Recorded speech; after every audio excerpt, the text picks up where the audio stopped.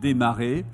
Il ne nous reste plus qu'une seule participante, Vidia, que nous attendons avec beaucoup de plaisir pour cette rencontre intitulée « Des liens qui libèrent ». Alors, est-ce que je vais faire comme le menuisier, meubler en attendant Vidia pour que vous restiez dans la salle? Je ne sais pas. C'est un grave dilemme, mais oui, on va commencer, ça va faire venir Vidia. Donc, on peut meubler ensemble si tu veux. Voilà, et vous voyez, il y a une complicité auteur-modérateur qui est à la hauteur de vos attentes. Vous avez vu qu'après repas, on est déjà en forme. Philippe Allosé, dans Les Murmures de la forêt ravie. Merci d'être avec nous. Donc c'est bien Philippe qui est avec nous. Oui. Et Soufiane Kalawa pour La Vallée des Lazars. Alors, il y a bientôt avec nous, on l'espère, Vidya Narine pour Orchidéiste.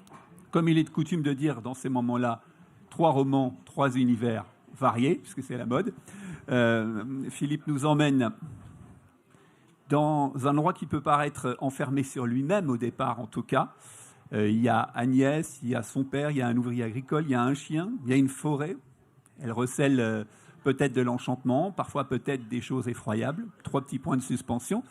Quant à vous, Sofiane, vous nous amenez dans une vallée, la vallée des Lazars, avec votre personnage qui n'est pas né là où se situe cette vallée, qui a ses identités plurielles, qui va découvrir finalement cette terre entre Algérie et Maroc, terre qui est on va dire, le point de départ de son histoire à lui, de ses racines, mais il n'y a pas que ça, il y a des clans, il y a un cousin qui va redécouvrir, il y a l'amour, il y a beaucoup de choses qui s'invitent.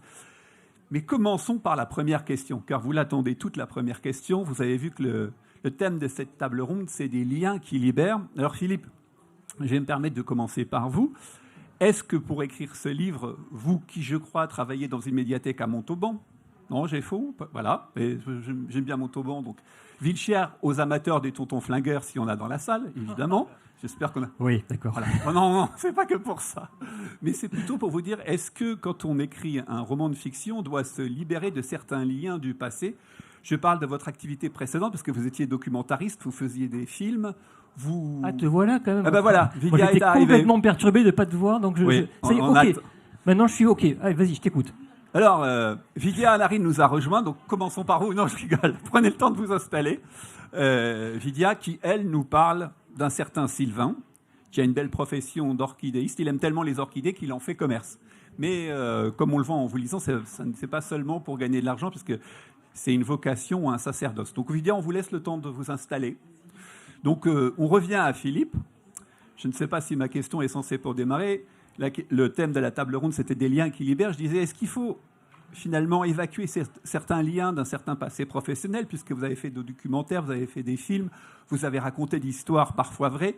Je crois même savoir, sauf erreur de ma part, que vous vous êtes intéressé à des inondations, non? C'était bien vous, qui étaient assez effroyables et voilà, avec des témoins, donc des inondations qui causent des dégâts. C'est pas le Tarn, non? Je me trompe? C'est le Tarn, voilà, absolument. Le Tarn. Ouais. Voilà.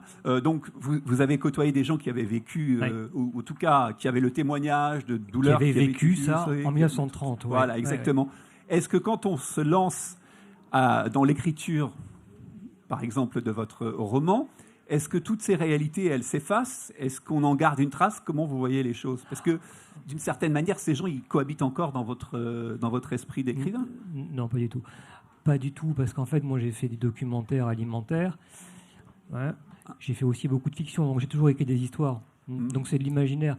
Alors, que ça passe par le média du film, quel que soit le format du film, court, long, peu importe, moyen, ou du roman, ça reste des fictions.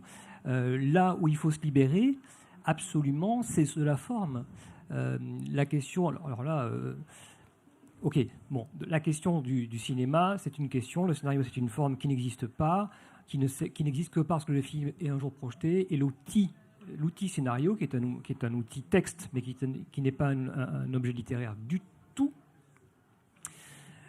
n'a pas d'existence réelle. Quand on publie un scénario, c'est jamais le scénario de tournage, c'est le scénario de montage. Bon, ça n'existe pas.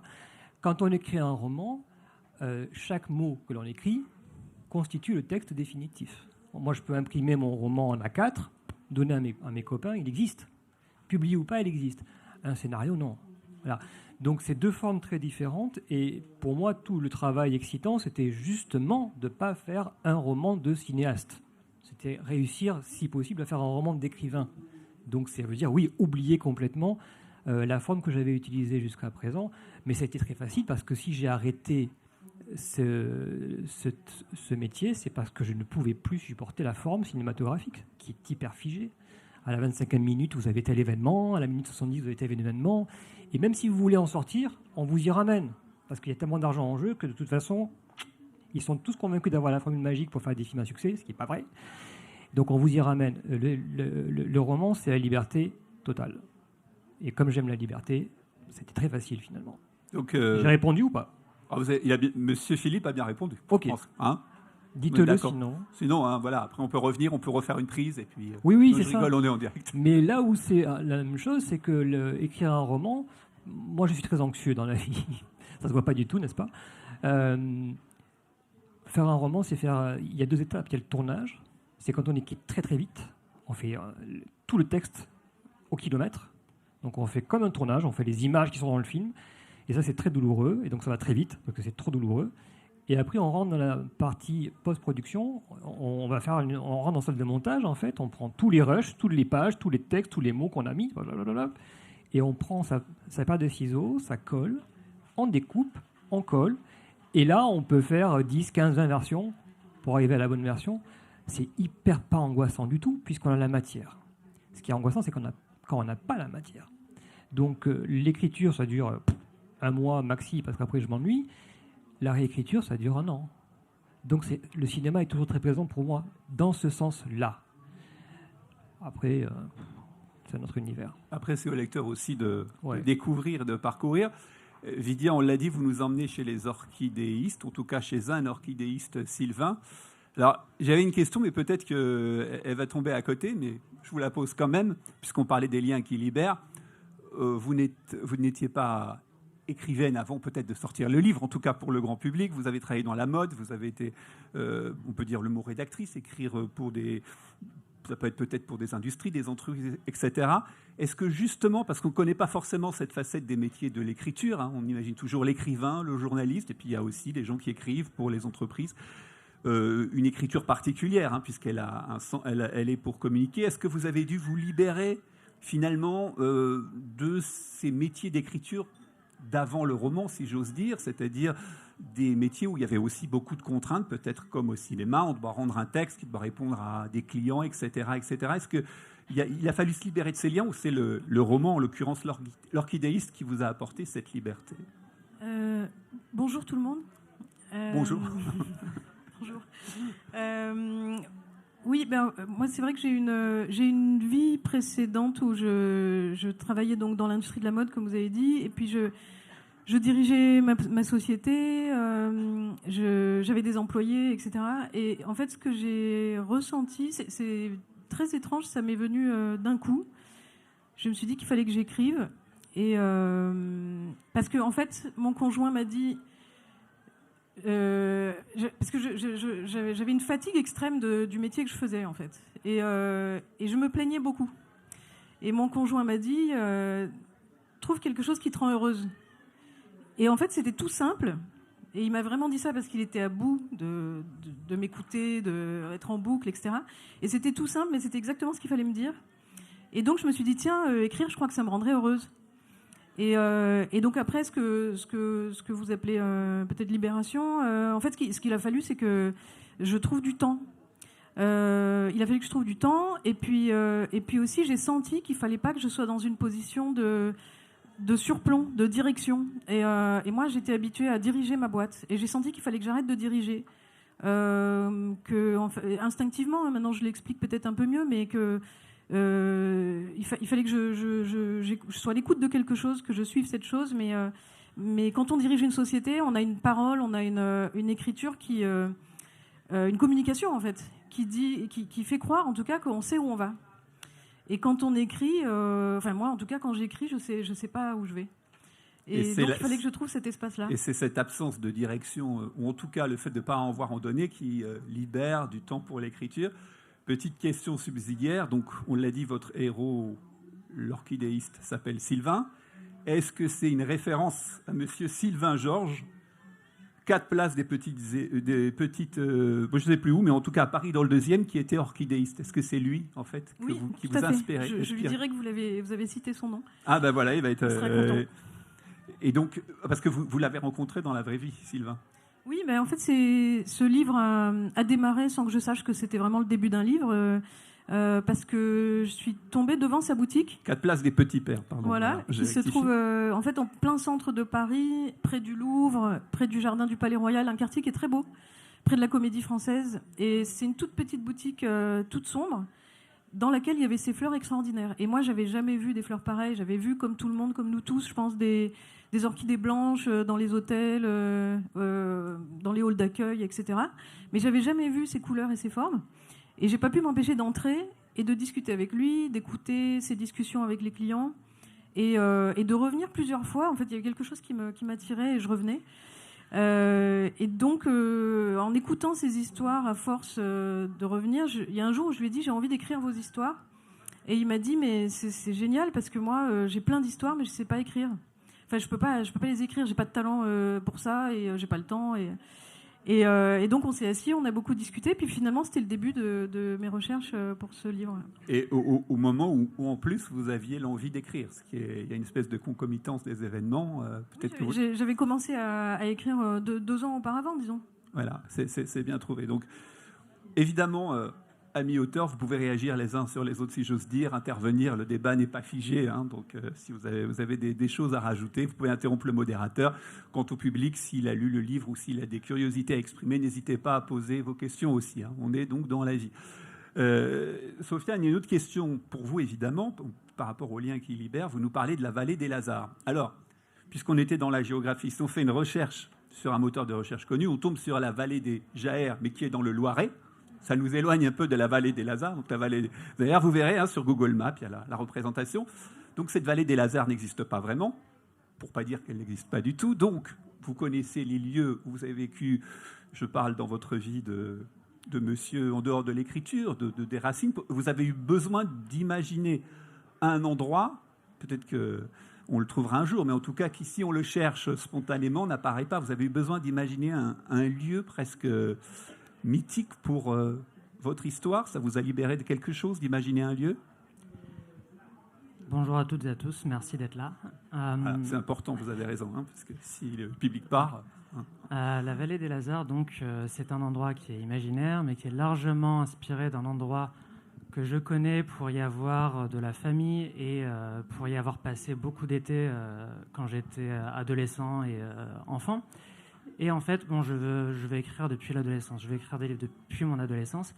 Et pendant très longtemps, j'ai écrit des textes. J'ai notamment écrit un premier texte fini à 19 ans qui était très mauvais, qui n'a jamais été publié. J'en suis très heureux parce qu'aujourd'hui, il me ferait rougir si je le lisais. Et c'est là qu'on a retrouvé le texte. Et en fait, jusque-là, donc, tous mes textes, y compris celui-ci, je les écrivais sous pseudonyme et je ne parlais absolument pas du Maroc. C'était un thème que je n'étais pas prêt à aborder. Je ne savais pas comment l'aborder, comment le traiter. Et j'avais à peu près 27 ans quand j'ai commencé ce livre et je me suis dit c'est bon, je vais pouvoir commencer, je vais pouvoir parler de ça. Parce que depuis mon adolescence, je sais que je veux parler de cet endroit, donc qui n'existe pas parce que je l'ai renommé et j'ai essayé de le recréer, mais il est largement inspiré donc d'un endroit qui existe et qui a nourri mon imaginaire quand j'étais adolescent. C'est un endroit qui est donc un no man's land entre le Maroc et l'Algérie, une terre reculée où les gens sont soit paysans, soit contrebandiers. Et justement, en tant qu'adolescent, je voyais des contrebandiers qui n'étaient pas beaucoup plus vieux que moi. Je les voyais comme des pirates, ça me faisait rêver. Et dans leur vieille voiture cabossée, il y en a une sur la couverture du livre. Et donc mon imaginaire s'est construit à ce moment-là. J'ai mis du temps à être prêt à l'écrire. Et quand je m'y suis mis, il y a eu une libération, puisqu'on parle de lien qui libère. Et c'était... Bon, la question, je crois que j'ai répondu. Hein, oui, c'est bien, les auteurs sont sérieux. Avez-vous répondu à la question? Oui, validé. Oui, bon, donc en fait, un endroit que vous connaissez, mais que vous avez imaginé peut-être pour mieux faire vivre vos personnages. Oui, j'ai ajouté de l'imagination. Je voulais recréer l'endroit, en tout cas. Et bon, j'étais satisfait du résultat, pour le coup. Eh bien voilà, vous avez Voilà, répondu je à la réponds. question. Si vous voulez rajouter, de toute façon, on a Non, tout le temps. mais tout à l'heure. Voilà, tout à l'heure, très on en bien, regarde un très peu. bien.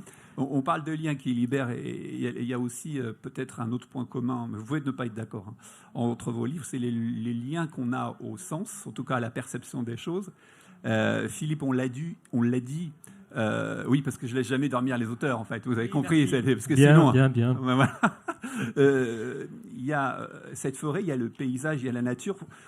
Un petit extrait pour se mettre dans l'ambiance, si j'ose dire. Il y a le ciel et la terre, les carrés de la terre, le domaine des hommes, les champs mis à nu, les rivières contraintes, les routes noires et grises, l'ordre des hommes, leurs toits serrés les uns contre les autres, leurs douanes, leurs ignobles façons de dessiner un monde qui ne leur appartient pas, la carte des puissants.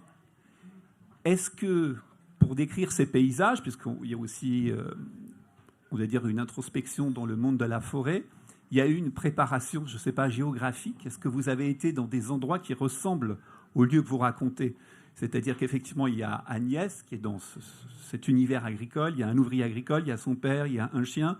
On ne va pas, comme on dit, divulgacher, comme on dit en québécois, le roman. Donc, il faudra le lire. Divulgachons pas. Ne divulgachons pas, d'autant plus que les auteurs sont là, et donc vous pourrez après vous procurer les livres. Mais est-ce qu'il y a eu cette espèce de repérage, de préparation? Alors vous allez me dire, malheureusement, ça nous ramène au cinéma, mais on emploie les mots. Je ne sais pas si c'est une mise en abîme, une mise en perspective. Est-ce qu'il y a eu ce travail préparatoire, tout simplement? Il n'y a pas eu du tout de repérage. Mais en même temps, moi, j'habite un département très rural. J'habite en Tarn-et-Garonne. C'est pas très loin de l'Aveyron. Alors, c'est jamais dit dans le roman, mais l'action se passe en Aveyron. Ceux qui savent, parce que les noms de famille sont des noms aveyronnais, y compris le mien d'ailleurs. Donc, c'est quand même des paysages que je connais. Alors, moi, je suis un citadin, clairement, mais je sais ce que c'est qu'une forêt. Je vois, j'imagine vaguement ce que c'est qu'une bergerie. J'imagine ce que c'est que l'odeur aussi d'une bergerie. Voilà, ce sont des reconstructions avec des souvenirs, mais je n'ai pas fait de repérage, et de façon très volontaire. Ouais. Pour laisser une certaine liberté à votre imagination, alors, pour ne pas avoir de contraintes dans ce qui va être le théâtre, et pouvoir s'imaginer peut-être aussi... Oui, parce que ce sont des personnages, vous savez, pour moi, tous les personnages, les êtres humains sont des personnages, les animaux sont des personnages, mais tout ce qui est dans un roman, la table, la chaise, le ciel, la forêt, est un personnage. Sinon, je ne le mets pas. Sinon, je ne le mets simplement pas. Donc, j'ai aucun problème à prêter des intentions à des objets inanimés, par exemple, ou à un ciel qui peut parler, etc., de quelque chose, qui peut évoquer quelque chose. Donc, si je me mets à faire du repérage, j'ai essayé pour d'autres projets, d'être très documenté, de faire des super fiches, de tout lire sur un sujet, d'avoir... Bon, jamais je relis rien du tout. Oui. Jamais. Je ne sais pas utiliser cette matière, je ne sais pas faire ça. Donc, ce qui reste, c'est certainement une impression que j'ai ressentie de mes lectures ou de mes voyages ou même d'un truc que j'ai vu du coin de l'œil, que j'ai juste perçu, et c'est ce ressenti-là que je transcris. Donc, je me sers au bâtir quelque chose. Donc, et visiblement, ça fonctionne parce qu'aucune des personnes qui sont dans le monde agricole qui a pu lire ce roman, parce que je l'ai quand même fait lire à des Aveyronnais qui avaient une exploitation de vaches laitières, ce qui n'a rien à voir, mais enfin pas loin. Voilà, et ils n'ont rien trouvé de particulier à dire. Donc c'est pas mal. C'était validé. C'est plutôt validé. Mais non, je m'amuse. Par exemple, la forêt du roman est très inspirée par la forêt de Brocéliande. Ça n'a rien à voir. Mais c'est une forêt que j'ai beaucoup visitée dans ma vie, et j'en ai gardé quelque chose, cette idée qu'une forêt, c'est très multiple. C'est très très vaste, c'est pas homogène du tout. Il y a des espaces avec des conifères, des espaces avec des feuillus, etc. Bon, on crée un univers, une géographie du roman qui est une géographie fictive et qui est un espace qui appartient au texte et qui donc participe au texte et qui ne peut pas en sortir en fait. D'autant plus que la forêt, moi, dépeindre une forêt en tant que telle m'intéresse pas pour la peinture littéraire.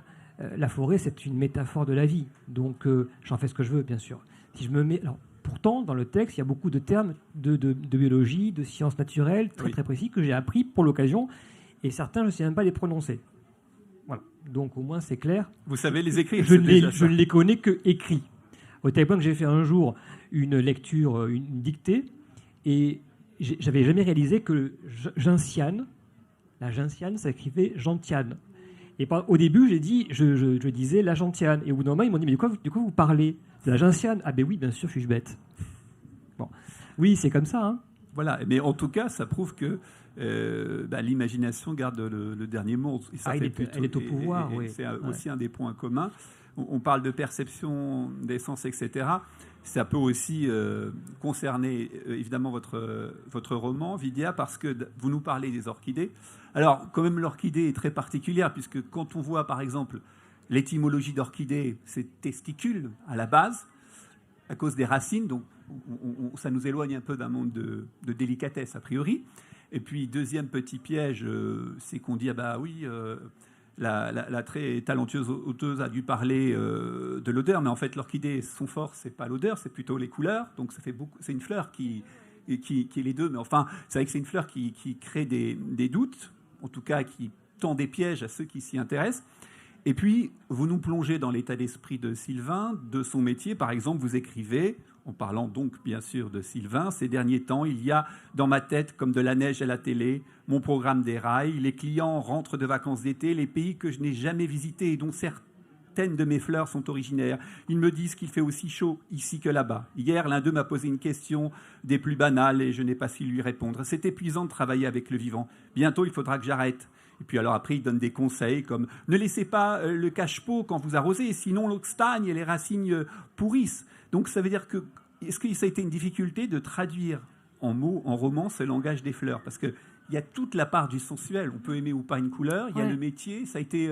C'est vrai que c'était une difficulté qui, moi, m'a beaucoup intéressée. C'est que une fois que je suis rentrée dans le monde des orchidées, le nombre de sources est tel que en fait, la documentation prend une place extraordinaire.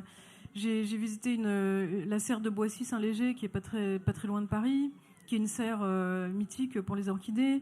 J'ai lu des bouts d'encyclopédie, des récits de voyage, une thèse d'un étudiant du Bangladesh. Enfin, il y a vous avez vraiment une tonne de documentation possible, puisque c'est une fleur qui fait partie de certaines pharmacopées en Inde, en Chine, depuis 4000 ans, 5000 ans. Donc elle est présente dans pas mal de mythologies et de domaines dans le médical, mais depuis des centaines, des milliers d'années. Et elle est présente partout sur la planète. Donc il y a vraiment des sources qui viennent de partout dans le monde. Il y a plus de 10 000 espèces, c'est ça? Donc il y a 30 000 espèces 30 000 partout dans le monde. Donc c'est dire la vastitude du sujet, pour parler un bon français. Elle a 80 millions d'années, donc elle nous dépasse complètement dans le passé et probablement dans le futur. Et la difficulté, une fois que j'étais là-dedans avec toutes ces recherches, c'était d'en faire une langue littéraire. Parce que la langue botanique, elle est passionnante, mais elle est passionnante quand on recherche, mais pas forcément à lire. Et puis moi, je comprenais pas tout, de toute façon, parce que je suis pas botaniste. Et donc une des choses qui m'a intéressée, c'était effectivement de garder la musique et les images de cette langue botanique, de cette langue de spécialiste, pour en faire une langue littéraire. Et vous êtes resté donc dans la boutique un peu comme une espionne à noter des paroles de clients, c'est-à-dire j'écoutais à être une plante, si j'ose dire. C'est une toute petite, c'est vraiment une toute petite boutique, donc il suffit de rester là et puis d'écouter. Non, mais je revenais régulièrement. Puis après, on a passé 4 heures ensemble à discuter à bâton rompu. Et puis après, je l'ai pas vu pendant 1 an et demi parce que j'écrivais. Et puis parce que j'osais pas aller le voir sans avoir fini. J'avais besoin d'aller au bout de ce dont on avait parlé. Et puis, donc en fait, on s'est vu quelques fois, mais après, plus du tout. Et après, je l'ai revu une fois que le manuscrit était fini. Voilà, c'est ce lien avec le vivant, et aussi bien dans le métier que dans son résultat concret, en l'occurrence ses fleurs. Et d'ailleurs, on prend conscience aussi, peut-être que vous aviez conscience, cher public, que la fleur est aussi un marqueur social, finalement. Ouais. Parce qu'on pourrait penser. C'est ça qui m'a intéressée une fois dans la boutique, c'est que j'ai observé que les personnes qui étaient là faisaient tous partie d'une couche supérieure de la population, on va dire, en termes socio-économiques, et même culturels. Il y avait des acteurs, des politiciens, des gens qui travaillent dans le luxe. Et donc ça m'a intriguée. Alors au départ, elle m'a intriguée visuellement, enfin elle m'a attirée comme ça visuellement. Et puis après, j'ai écouté les histoires avec ses clients et j'ai commencé à écrire ça. Et après, j'ai lu les histoires et je me suis dit, mais en fait, ça ne fait pas un livre. Juste comme ça, c'est pas très intéressant. Et donc, je me suis demandé, mais pourquoi moi, cette fleur m'a attirée comme ça? Et je me suis rendu compte en faisant des recherches que, effectivement, elle raconte une histoire de l'extraction des ressources naturelles depuis 500 ans. Donc depuis que les Européens sont allés en ce qui est devenu l'Amérique du Sud par bateau et a commencé à ramener des plantes exotiques en Europe. Et une fois en Europe, c'est devenu comme un accessoire de mode, en fait. C'est devenu le moyen de montrer que sa maison est bien chauffée, donc on a une très très belle orchidée. Mais pendant des années, c'était impossible de la cultiver vraiment, donc les fleurs finissaient par mourir. Et donc les gens très riches, donc les banquiers, les gens qui étaient très riches, envoyaient des chasseurs d'orchidées aux quatre coins de la planète pour ramener l'orchidée la plus rare, qui avait les couleurs les plus belles, le parfum le plus extraordinaire, pour éblouir en fait son réseau. Oui, un témoignage de réussite ou pas. Alors derrière, effectivement, Philippe, c'est pas de l'orchidée qu'il y a. On n'a pas pu en apporter. C'est une plante, mais elle sera là. C'est déjà bien. Voilà. Du tout une orchidée. Voilà, vous confirmez, voilà. Ah oui. Vous confirmez. On parle de perception de différents sens.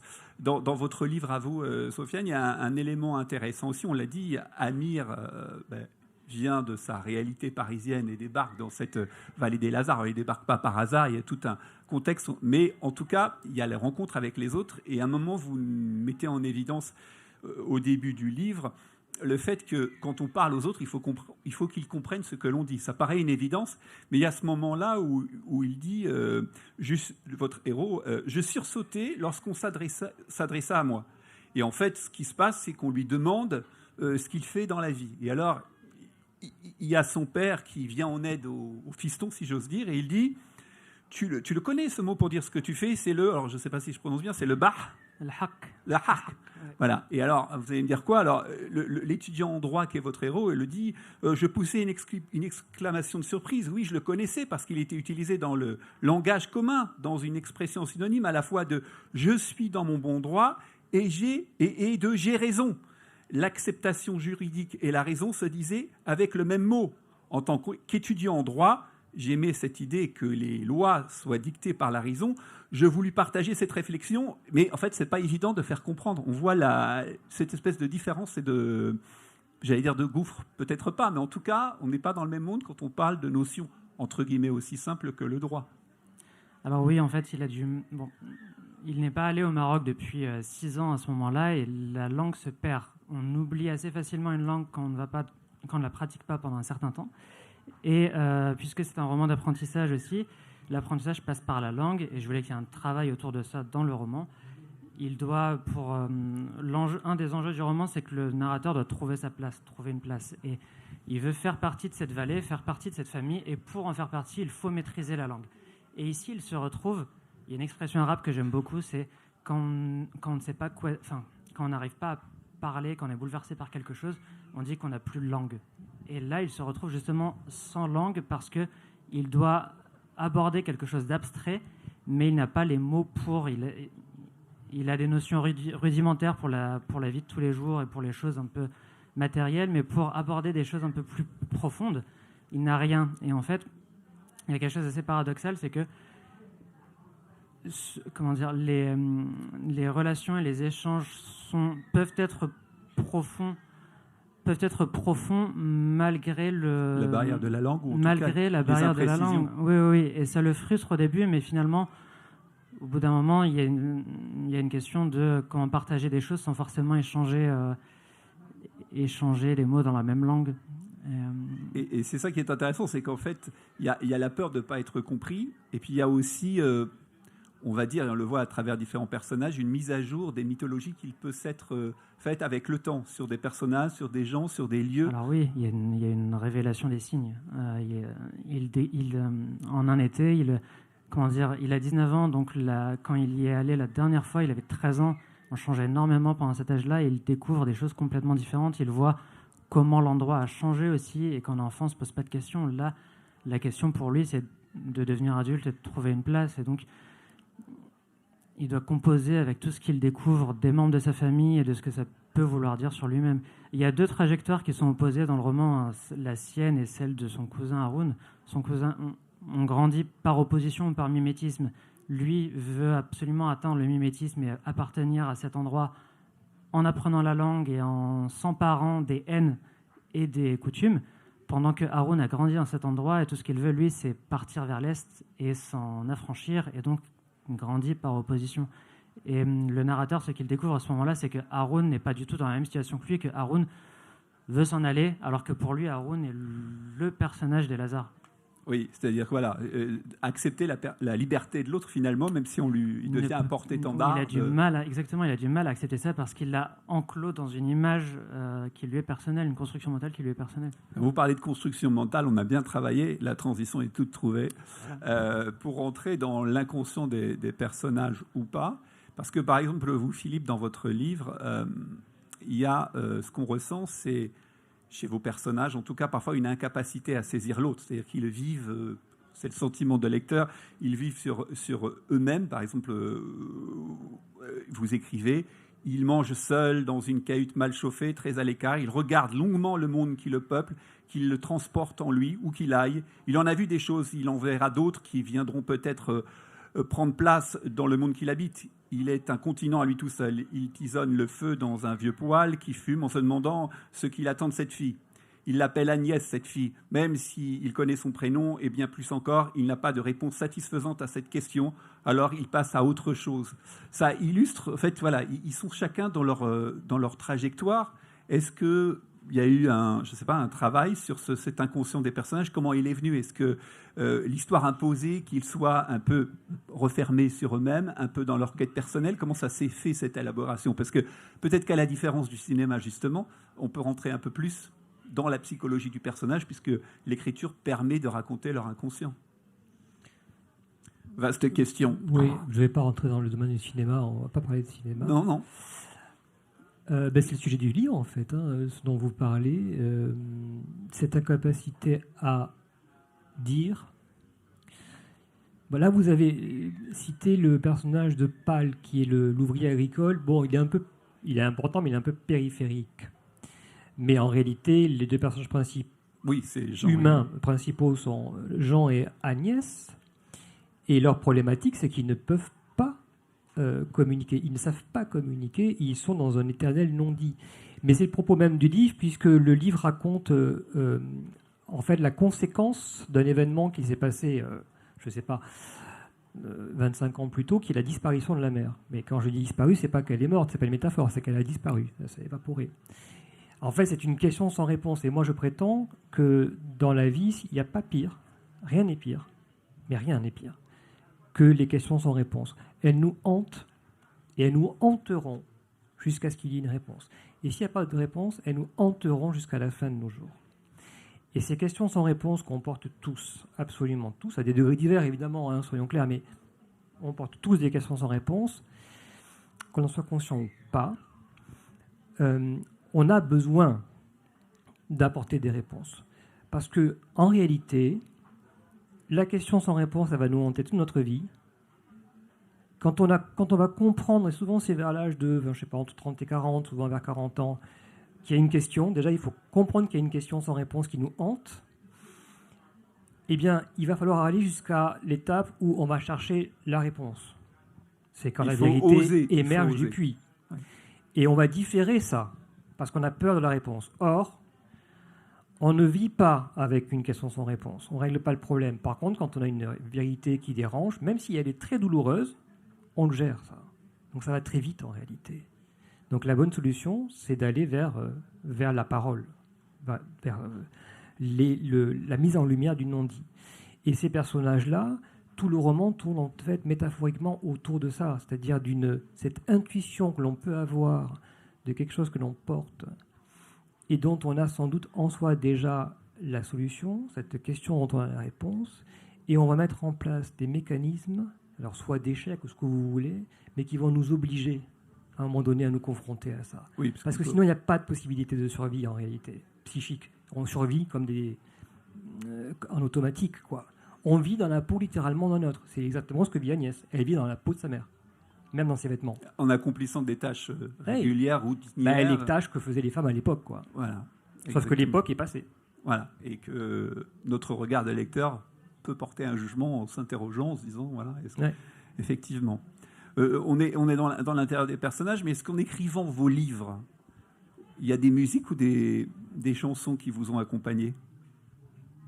que je ne sais pas si c'était l'idée en écrivant, mais peut-être que vous allez me dire non, c'était le silence, mais il y a comme des effluves musicales. Alors chacun à son niveau qui se dégage, en tout cas à l'oreille complètement subjective du lecteur. Sofiane, vous vouliez réagir ? Au-delà de la pratique quotidienne d'écriture, ça c'est plutôt un silence, mais la musique est très importante. Pour le coup, chaque chapitre de mon roman vient d'une chanson marocaine ou algérienne. J'ai baigné dans une culture qui est entièrement orale. J'ai une famille qui ne sait pas écrire. Il y a beaucoup de gens à cet endroit qui n'ont pas vraiment accès à l'écrit. Et donc, c'est une culture orale et il y a toute une identité et toute une culture qui est transmise donc, par ces chansons. Et ça m'intéressait de les mettre parce que ça construisait tout un imaginaire, en fait. Sachant que l'histoire se passe à la fin des années 90. La plupart de ces chansons sont construites autour de ces dates-là. Et il y avait l'idée de reconstruire une époque et de reconstruire un endroit en évoquant ces chansons-là en écho, en fait. Et c'est vrai, vous parlez de cette nostalgie parce qu'il y a un mot qui refait surface dans votre livre qui a été à la mode ici aussi, c'est le trabendo, cette espèce on va dire, de passer des frontières avec un produit qu'on passe on va dire, en loose day de façon un peu populaire et non littéraire, mais je crois que l'expression est claire. Et ça rappelle une certaine époque avec même certaines figures du rail, etc., qui peuvent être passées mais qui font partie du patrimoine de chacun des héros. Oui, oui. Et, le trabendo, c'est la contrebande, hein, ça vient de tout simplement. Et donc, c'est en voiture, il y a de la musique, et je sais qu'il y a une scène où j'étais content de citer un chanteur et des paroles, parce qu'il y a aussi toute une identité. À un moment, je sais plus comment je dis ça, mais en gros, je sais pas si le caractère d'un peuple vient de sa poésie ou si la poésie vient du caractère d'un peuple. Et il y a ce lien qui est très fort entre une chanson et les manières de réagir et l'identité des personnages et de l'endroit. Parce que l'endroit est aussi un personnage à part entière, comme disait mon collègue tout à l'heure. Et d'ailleurs, on peut imaginer cet endroit parce qu'il y a l'expo d'artistes à côté. Hein, vous pourrez voir le tableau qui illustre votre roman. On laisse la surprise avec une figure féminine qui occupe aussi une place importante dans le roman. Vidia, il y a de la musique qui vous a accompagné pendant l'écriture ? Parce qu'on dit tout le temps que les fleurs, alors je ne sais pas si c'est le cas de l'orchidée, s'épanouissent sans musique. Peut-être est-ce des mythologies. Il y a peut-être des passionnés du jardinage dans la salle qui vont démentir tout de suite, mais que Mozart fait mieux pousser que Bach. Oui, c'est Mozart, mais c'est Mozart. Hein. C'est Mozart, tout est Mozart. Tout est Mozart. Oui, en fait, il y a une... C'est peut-être une lectrice mouche, on ne sait pas. Non, mais il y a des études qui prouvent que les plantes... en tout cas, que le chant des oiseaux a un effet sur la manière dont la plante s'oxygène. Ça participe à ouvrir les stomates, qui sont un peu les pores de la plante. Et donc, il y a un lien entre le son, entre la musique et les orchidées. Et il y a un passage où, justement, Sylvain en parle, parce que les clients viennent et puis lui disent « J'ai mis de la musique pour mon orchidée ». Il raconte des trucs que lui trouve oui, playlist spéciale orchidée ou pas. Ou alors j'ai présenté mon orchidée à mon chat pour qu'il s'entende bien, et que ça fait des trucs très bizarres. Mais non, moi en tout cas, j'ai pas pu écrire en musique du tout pour ça, mais je pense que c'est aussi parce que, comme j'écris, disons depuis quelques années, mais pas si longtemps que ça, je pense que j'étais très, je sacralisais pas mal l'acte d'écriture. Et donc j'avais besoin qu'il n'y ait pas de bruit autour de moi, etc. Et puis en fait là maintenant en ce moment j'écoute beaucoup de musique électronique. Pour le deuxième roman alors. Oui, et ça me permet de rentrer dans le texte et même souvent la même musique en boucle ou alors pour rentrer dans le texte. Et en fait ça me réjouit parce que je vois que ça marche et que je peux avoir deux plaisirs en même temps, celui de rentrer dans la musique et rentrer dans l'écriture. Donc c'est assez agréable. Oui, alors c'est peut-être ça aussi, on évolue quand on écrit, puis petit à petit, la musique a le droit de se faire une place. Philippe, où il y avait de la musique ? Ah non, vous n'êtes pas d'accord, vous pouvez intervenir sur la musique ou... Moi non. Alors je vais vous dire pourquoi non, parce que moi j'ai fait beaucoup de musique quand j'étais jeune, donc vraiment c'est très important la musique pour moi, il n'y a pas plus important. Et je me méfie beaucoup de la musique, parce que qu'est-ce qu'on cherche à atteindre quand on écrit quoi que ce soit, c'est l'émotion, c'est vous provoquer de l'émotion. Sauf que quand on... Il m'écoute pas. Si. Ah, okay. J'arrive à faire deux choses en même temps, je suis magique. Donc vous sacralisez Alors là, la musique. respect. Hein. Oui, non, mais je ne sacralise pas la musique, c'est pas ça. C'est que la musique, le problème, c'est que si j'écris un chapitre Elle se glisse. avec de la musique, le lendemain, je le relis et je trouve ça super beau, là, parce que Tristan d'Isolde et ou je sais pas quoi. Mais le lendemain, je le relis, je me dis, oh, ça vaut rien en fait. Oui, c'est-à-dire que la musique joue le rôle d'un ornement Mais carrément. qui va cacher les faiblesses de l'écriture. Mais c'est même pas que ça cache les faiblesses, c'est que ça conditionne l'écriture. Et on va dans le pathos. Vous voyez ce que je veux dire? Oui. Alors que, moi en tout cas, hein, ça se passe comme ça avec moi, parce que je suis un être faible. Voilà. Mais Ça n'engage que vous, en hein. réalité, si j'écris, je sais pas, moi je vais écrire un chapitre avec le Requiem de Mozart ou le Prélude de Tristan ou je ne sais pas quoi, bien sûr que ça va être superbe, mais c'est pas ce que j'écris qui est superbe, c'est le Requiem de Mozart ou le Prélude de Tristan.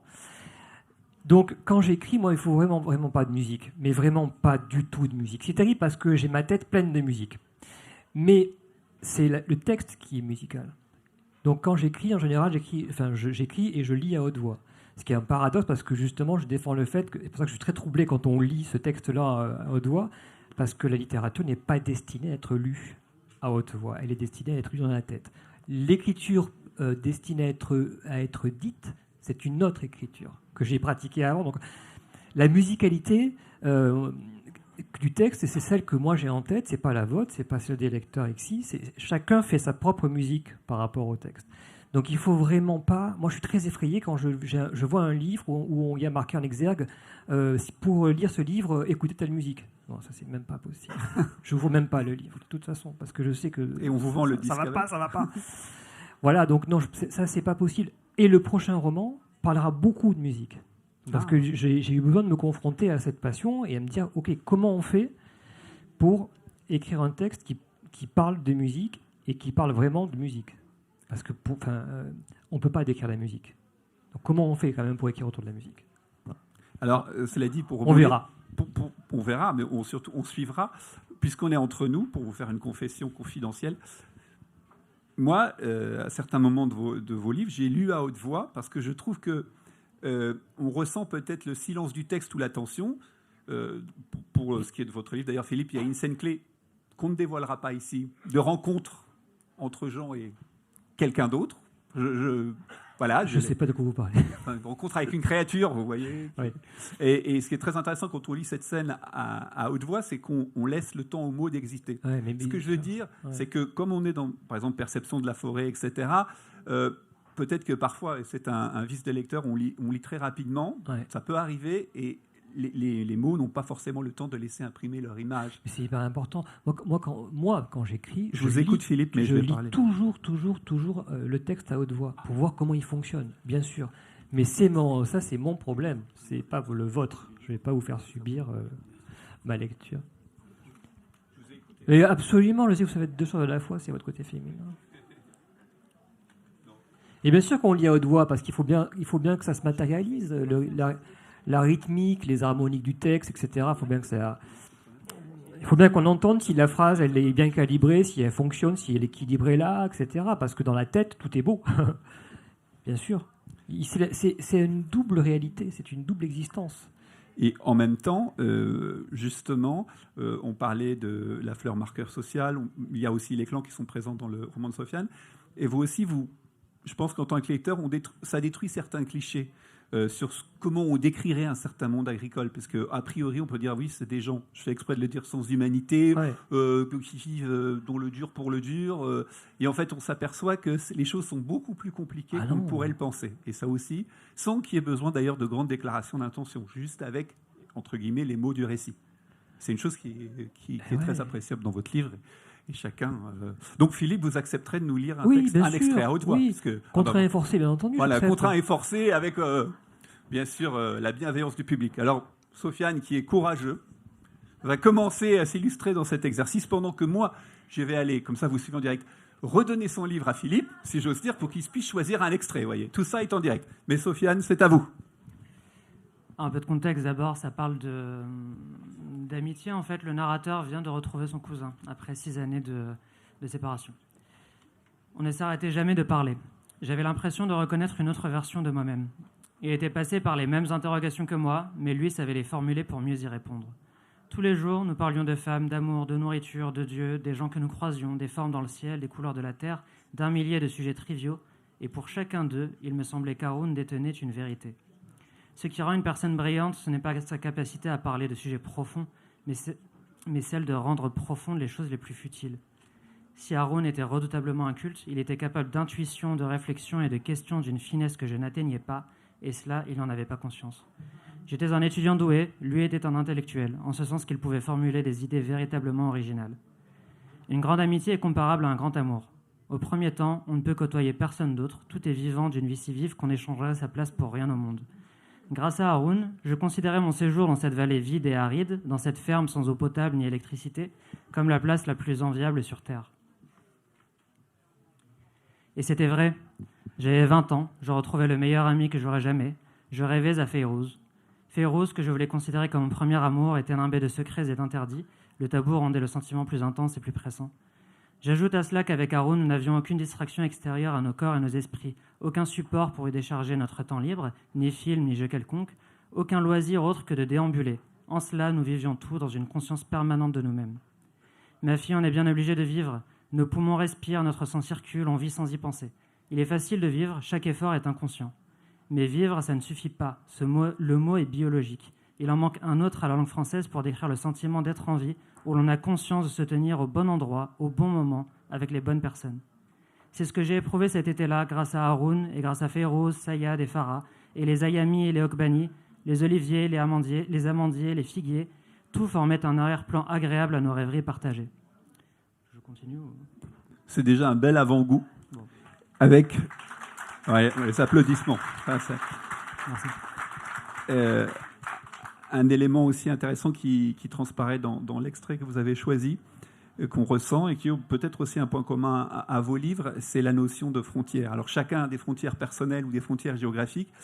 Il y a l'idée de clan, il y a aussi oser chérir certains rêves dans le cadre de votre personnage, cette idée de frontières. C'est-à-dire que vous l'avez dit, c'est un roman initiatique, il faut s'autoriser. Vous parliez tout à l'heure, Philippe, des questions sans réponse auxquelles on doit se confronter. Lui aussi doit se confronter à certaines réalités, oser, remettre en cause, et puis pour exister tout simplement.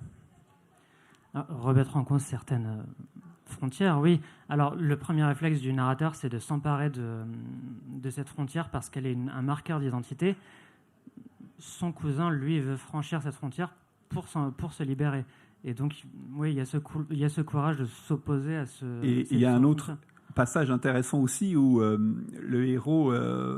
et vous le découvrirez parce que c'est... Alors là, c'est quelque chose que je pense qui est plus intéressant de lire pour soi qu'à haute voix. C'est vrai qu'il y a des moments dans les textes. C'est quand il prend conscience que à Paris, c'est un citadin qui prend le métro, qui a un petit boulot, qui fait ses études, qu'ici, il est quelqu'un d'autre et qu'en fait, il a des pièces qu'il traverse avec des identités différentes. Même si c'est lui. Et ça, c'est quelque chose que chacun peut mesurer aussi. Cette espèce de confusion des identités. Ou bien pas, sûr. D'ailleurs. On se libère un espace de vie sur le pas d'une porte et on ne va pas trop loin dans une pièce parce qu'on a peur que la porte se referme. On ne va pas trop loin dans l'autre pour la même raison. Et donc, on se libère un espace plus ou moins grand entre deux pièces. Et pour... je ne sais plus ce que j'allais dire après. Désolé. Oui, c'est normal, on est emporté par la magie de la lecture et la douceur, bien qu'on ne soit pas à Angers, la douceur lavalloise qui nous emporte loin. Non, c'est cette espèce de personnage qui peut se perdre, en fait. On n'ose pas aller au bout d'une des deux identités, en l'occurrence pour votre personnage, et pourtant, à un moment, on y revient, il faut s'y confronter peut-être aussi. Oui, et le passage dont vous parliez, c'était... Oui, alors oui, il y a cette idée de, il change aussi en arrivant là-bas et en changeant de langue, on change presque de caractère et d'identité. Je sais que moi personnellement, je parle assez bas quand je parle en français, mais quand je parle arabe, je parle beaucoup plus fort. Et c'est presque un changement de caractère. Qui va beaucoup plus loin que le simple fait de formuler des mots. Oui, en fait. Oui, c'est pas juste une traduction, c'est une nouvelle manière de penser. Et de la même manière, aller là-bas l'été, c'était pas des vacances, c'était un déménagement, c'était retrouver une autre vie qui nous attend pendant le reste de l'année et essayer de s'emparer comme si c'était un vêtement qui nous attendait, essayer de s'emparer de ce vêtement, et il nous gêne aux entournures et parfois il est trop grand, il est trop petit et il faut réussir à s'y adapter, à le faire s'adapter à nous et pendant 1 mois, 2 mois, 3 mois. Et donc oui, c'est deux choses qui se vivent en parallèle, oui. Et vous verrez, si vous ne l'avez pas encore fait, en découvrant le livre de Sofiane, que même les détails du quotidien, par exemple, j'amène un ballon pour jouer au foot, on ne va pas raconter la scène, mais même le fait d'amener ce ballon, ça suscite des discussions, parce que voilà, c'est un objet qui vient, il y a là une façon de jouer au foot là-bas. Enfin, on s'aperçoit que chaque détail du quotidien peut parfois s'avérer être un défi, une question à résoudre. Mais ça, voilà, ça, chacun pourra le deviner. Alors vous, Vidia, est-ce que vous avez choisi un extrait Oui. Je ne sais pas, j'espère que ce n'est pas moi qui vous l'ai imposé. Parce que sinon... En fait, je suis très contente que vous ayez choisi celui-là. C'est à peu près le début du livre, enfin le premier tiers. Donc Sylvain a très mal au dos d'un coup, donc il ne peut pas travailler. Et ça l'étonne parce qu'il a toujours travaillé depuis qu'il est très jeune, parce qu'on commence très jeune ces métiers. Et donc il va chez l'ostéopathe qui lui dit qu'en fait il a des symptômes d'accidenté de la route. Et donc il sort de chez l'ostéopathe et il marche jusqu'à sa boutique et il réfléchit. Il faut que j'arrête. Je ne dois pas nager ou faire du sport. Au contraire, je dois arrêter de courir, d'avancer. Accepter d'être immobile et qu'il ne se passe rien. Pas de nouvelle espèce plus rare, plus belle à dénicher. Pas de nouveaux clients, pas de meilleur chiffre d'affaires ni d'augmentation de salaire. Rien. Je me le dis, je le répète, le chuchote au milieu des enfants qui courent et s'éclaboussent pour se rafraîchir, le martèle plus fort en tapant du pied sur la poussière blanche pour bien me rendre compte. Je le dis tout haut et cela me paraît aussi impossible que de freiner le cours des saisons. Quel serait le meilleur moment exactement ? Entre les commandes, les livraisons, la vente, les rempotages, les retours aux producteurs, le moment de verser les payes ? Quel moment précisément ? Après le lever, 4h30, le coucher, 23h ? Et même si j'y parvenais ? Je ne peux pas fermer la porte et attendre que les plantes pourrissent, que Hugo touche le chômage, et moi rien d'ailleurs, puisque les entrepreneurs ne récoltent que le fruit de leur travail. Repartir en pépinière, à Rungis, pour continuer à se casser le dos, mais sous les ordres d'un autre, merci bien. Moi, ce que j'aimerais, c'est me diluer dans le paysage. Je regarde les magnolias du Palais Royal. Je voudrais bien voir leurs fleurs roses pâles, grandes comme des tasses de porcelaine, mais elles ne fleurissent que jusqu'en juin. Restent sur les branches les feuilles épaisses, grillées par le soleil. Vous avez des symptômes d'accidenté de la route. Comment me suis-je débrouillée pour n'être que mon travail ? Je me laisse tomber sur le bord d'une chaise en métal profonde, faite pour se détendre. J'ai besoin que mes 2 pieds touchent terre, alors je reste sur le rebord et me retiens pour ne pas m'enfoncer. Je me masse les sourcils, fixe le sable, mes yeux se dessèchent. C'est inconfortable, tout est inconfortable. Je ne peux pas rebrousser chemin ni rester ici. Je dois trouver une sortie. Avec un coupe-coupe, me frayer une échappée. Il doit y avoir un moyen. Qu'est-ce que je pourrais faire d'autre ? Barman, bibliothécaire ? Bibliothécaire ou professeur, tiens, pourquoi pas ? Mais rien ne prouve que je saurais enseigner. Et puis il faudrait passer les concours, je n'ai pas le temps d'attendre des dates, des résultats. Si je ferme, il faudra retravailler tout de suite. Et à dire vrai, pourrais-je être autre chose que celui qui connaît l'orchidée dont chaque client a besoin ? Un jet affairé sautille à la cime d'un magnolia. Son œil noir brille, et c'est tout ce qui brille dans ce jardin fané. Je me demande si le jet possède un nid par ici. Ce serait beau, ces plumes bleues turquoise à côté des pétales roses, si seulement le magnolia était en fleurs. Rien. Accepter qu'il ne se passe rien. Fermer la boutique du jour au lendemain m'est impossible. Des clients comptent sur moi, des entreprises, des particuliers. Bien sûr, ils pourront trouver leur plante ailleurs, mais tout le travail réalisé ensemble ces 15 dernières années serait gâché. Jeter aux oubliettes 15 ans de ma vie, ce serait me jeter moi-même. Il faut que je trouve un repreneur, quelqu'un qui serait capable d'apprendre tout ce que je sais des fleurs, des désirs des clients et des producteurs. Hugo a un petit bagage maintenant, mais il est avec moi depuis 2 ans seulement. Aura-t-il les épaules ? Aujourd'hui, les jeunes veulent s'investir, mais pas trop. Je l'ai bien vu quand j'ai dû recruter. Des étudiants à peine sortis de leur BTS et sans même l'expérience d'un stage me parlaient tickets restaurant et RTT aux premières minutes de l'entretien. Heureusement, j'ai fini par tomber sur Hugo. Faut voir. Je n'ai jamais décelé un tempérament d'entrepreneur chez lui, mais faut voir. Moi-même, je ne pensais pas devenir patron. Je me lève et mon dos craque comme une feuille morte. Voilà, merci beaucoup. Et c'est aussi un des aspects intéressants du roman, c'est que vous n'hésitez pas à nous dire qu'effectivement, votre héros, Sylvain, donc il a cet employé Hugo, mais qu'en fait, c'est aussi un entrepreneur. Et ça fait partie aussi de la réalité du métier d'orchidéiste, parce que le piège aurait peut-être été d'être dans un grand lyrisme, une grande poésie, en oubliant tout ce qui fait la réalité du métier, comme le mal de dos. Vous aviez connu la réalité de l'entreprise, d'une certaine manière, vous teniez aussi à à la transmettre, même si c'est pas, il n'y a pas que ça dans l'histoire, dans le roman, mais c'est une facette importante mais aussi. Complètement. Son mal de dos, en fait, c'est le symptôme d'un mal qui remonte à très loin et qui ronge Sylvain, mais depuis plusieurs générations, en fait, parce que lui, il vient d'une famille qui a des aciéries en Lorraine, donc il vient en fait d'une famille très fortunée, il a un nom à particules, donc il vient d'une classe plutôt élevée de la population. Et en fait, son histoire à lui est très liée à l'extraction des ressources naturelles, en fait, à l'histoire du charbon, et celle de l'orchidée aussi, en fait, est liée à cette histoire-là. Et l'orchidée, finalement, c'est un peu une histoire commune entre l'orchidée et Sylvain, et ce que fait cette histoire-là, la politique du chiffre, l'extraction des ressources naturelles au vivant, en fait. Au vivant, donc ce que ça lui fait lui, à son corps, et puis à sa manière de s'inscrire dans le monde. Et puis c'est ce que ça fait à la plante aussi en parallèle. Oui, donc en fait, la réalité de son métier, elle est complètement présente et concrète. Et dictée par cette, on va dire, cette marchandisation à outrance de l'orchidée, qui devient, comme vous l'avez dit, un symbole, une décoration, une marque de... Oui, parce qu'elle est passée en fait, accessoire pour des privilégiés, pour quelques privilégiés, à un produit qui est reproduit à des millions d'exemplaires en Hollande, en Allemagne, dans des serres gigantesques, et qui déferle après sur le monde, enfin en tout cas en Europe, et puis dans d'autres pays à travers le monde, mais que vous retrouvez en supermarché et puis un peu partout. Et c'est un peu pareil pour, par exemple, les vêtements ou la nourriture. Enfin, c'est en fait un produit, mais qui est décliné au plus grand nombre. Enfin, c'est devenu un produit et décliné au plus grand nombre. Alors, nous glissons maintenant vers votre texte, Philippe. À quel moment... Alors, je crois je vous avais montré un passage. Est-ce que c'est celui qui a ravi vos faveurs Je vous fais confiance absolument.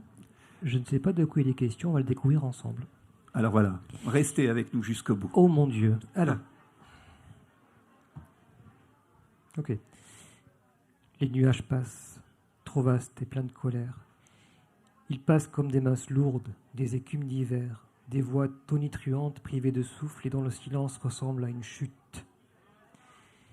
Ils emportent le jour et dans leur longue traîne tirent à présent la nuit et les étoiles. Rien ne les arrête. Ils s'en iront au loin jusqu'à se mêler à la terre, leur ordre à eux. Il n'y a que les hommes pour bouleverser le leur. Je vais partir. C'est sorti sans qu'elle y pense. Déjà les mots flottent dans l'air. Puis, c'est plus fort qu'elle, il faut préciser, aller au fond, même si elle n'est pas sûre de ne pas se mentir, surprise que ce soit cette idée-là qui lui vienne plutôt que n'importe quelle autre. Pâle m'a proposé de partir avec lui. Aussitôt, elle regrette. D'où a-t-elle tiré l'élan pour plonger sur cette idée, à laquelle elle n'a pas le sentiment d'avoir sérieusement pensé 1 heure plus tôt, ni plus tôt encore? A-t-elle lentement fait son nid à son insu, ou l'a-t-elle saisi pour sauter dans le vide, brûler toutes les terres derrière elle et s'assurer de ne plus y revenir? C'est un fait pourtant. Partir avec Pâle ne lui paraît plus inconciliable avec sa nature. Avec Pâle ou un autre. Elle sait depuis toujours les regards affamés que Roussignac pose sur elle, sur ses hanches, sur ses fesses. Mais contrairement à Pâle, qui l'attire, même si ça la rend dingue de l'admettre, dingue de savoir qu'il a ce pouvoir sur elle, Roussignac la dégoûte avec sa pomme d'Adam proéminente et ses traits durs de rapace taillé au hachoir. Pâle est bien le seul homme durant toutes ces années à s'être proposé pour partager sa vie. Elle se surprend à y trouver de la douceur, et cette douceur, qu'elle a repoussée de toutes ses forces, porte à présent un parfum délicieux effaçant toute honte. Elle est fatiguée de sa sauvagerie. Elle veut trouver un rang et y prendre place parmi les autres, une place humble et discrète où disparaître, adossée à un vivant qui vieillira avec elle.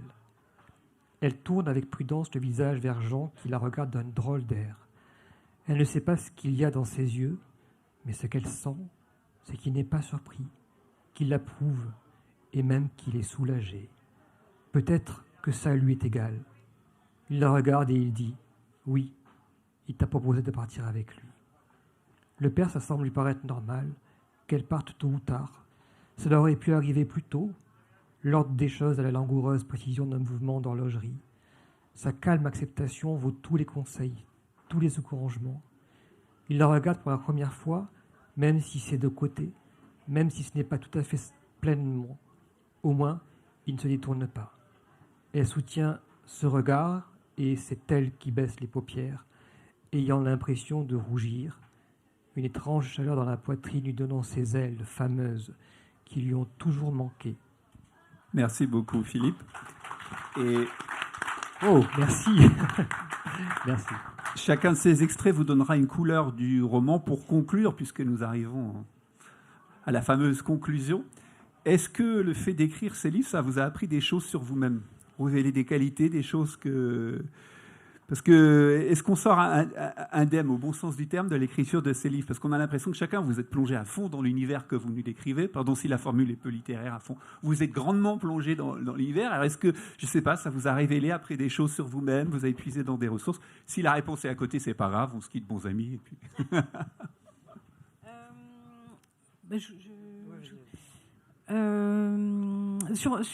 oui, j'ai appris des choses sur mon écriture, en fait. J'ai appris des choses sur ma pratique d'écriture. Et en fait, en parallèle de l'écriture d'Orchidéiste, moi, j'ai créé une revue littéraire il y a 2 ans, à laquelle des écrivaines émergents et publiés participent.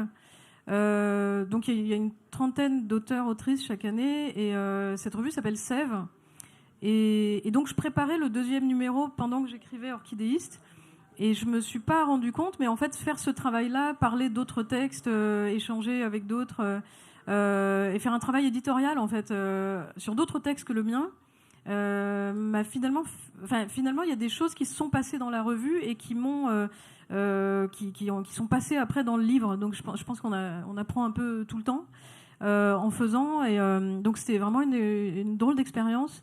Il y a un moment aussi où j'ai écrit de la poésie à côté d'Orchidéiste et finalement au bout d'un moment je me suis aperçue que la poésie, que ces poèmes faisaient partie d'Orchidéiste, que c'était une seule et même chose.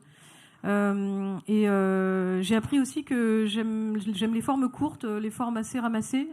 J'aime bien les écritures qui sont... Enfin, moi-même, en fait, je lis des choses qui sont plutôt denses et courtes, de la poésie, des essais ou des livres d'histoire, etc. Et finalement, je me rends compte que j'écris des choses assez ramassées aussi. Donc, oui, j'ai appris pas mal de choses pendant l'écriture. Ouais. Est-ce que cette question vous inspire, Philippe, Sofiane ? Oui, alors, quand on grandit avec 2 cultures, l'enjeu, c'est toujours de trouver un équilibre entre les deux pour évoluer. Et c'est pas ce roman qui m'a appris cet équilibre, c'est simplement le roman qui sanctionne cet équilibre. C'est la première fois que je pouvais le formuler.